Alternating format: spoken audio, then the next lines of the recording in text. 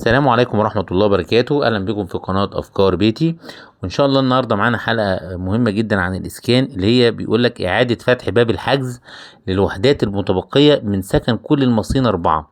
في وحدات اتبقت من سكن كل المصريين 4 اللي كان عليه إقبال كبير، وهنشوف الحلقة التفاصيل اللي هو إيه.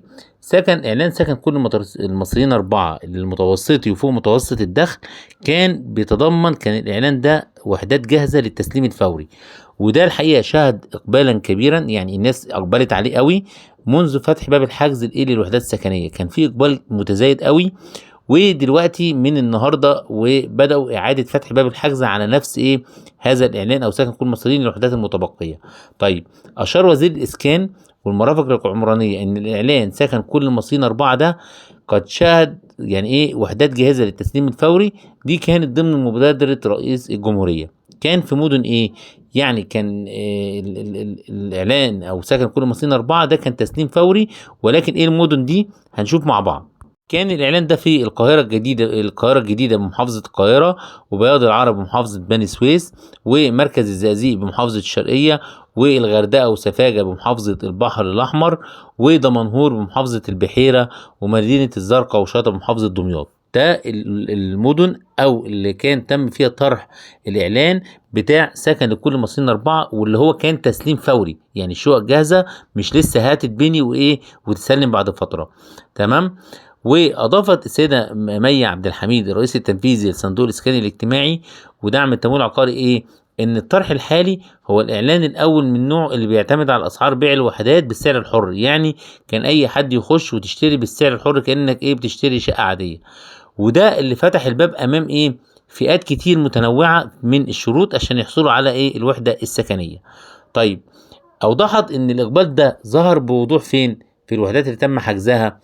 تم حجز 387 وحدة بمدينة الغردقة، و148 رحلة في البداري، و8 وحدات سكنية بسفاجة، و7 وحدات سكنية بمدينة شطا، و12 وحدة سكنية بالزرقاء، و30 وحدة في دمنهور، و150 وحدة بالزقازيق، و35 وحدة في بياض العرب، و100 وحدة بسكن 100 وحدة سكنية في مدينة القاهرة الجديدة. دي اللي هم تم حجزها. طب الوحدات المتبقية اللي احنا عملنا عليها الحلقة دي، اشارت ان عدد الوحدات المتبقية كالتالي: وحدة واحدة بس في مدينة القاهرة الجديدة، يعني كله اتحجز، مفيش غير وحدة واحدة عليها اللي هو التقديم اللي احنا بنقول عليه اعادة باب فتح باب الحجز.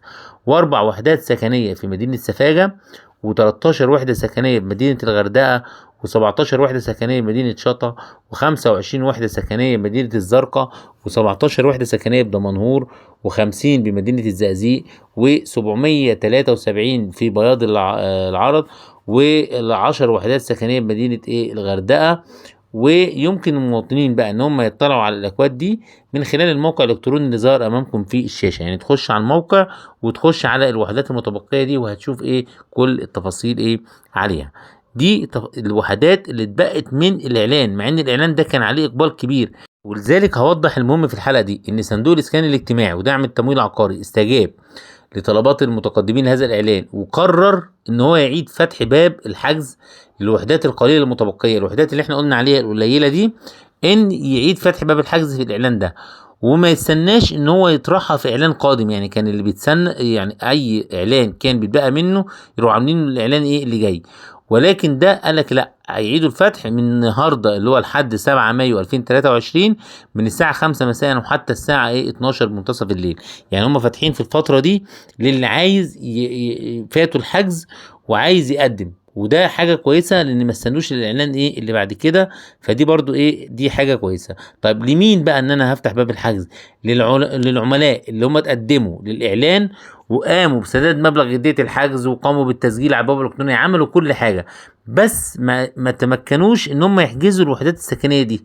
يعني هم عملوا كل الاجراءات، ولكن ما تمكنوش ان هم يحجزوا في الوحدات السكنيه دي. دول اللي ليهم الحق ان هم يخشوا النهارده على الموقع من الساعه 5 لغايه الساعه 12 النهارده، واحتمال ان هم يمدوه او لا لسه مش عارفين، بس هم عاملين الساعات دي اللي هي من 5 ل 12 النهارده. مدوا هنبلغكم ان شاء الله، وتابعونا على القناه، وهنشوف اذا كان خلاص قفل على كده ولا لا. ويا رب نكون افدناكم، واي سؤال اكتبوا لي في التعليقات. وشكرا، والسلام عليكم ورحمه الله وبركاته.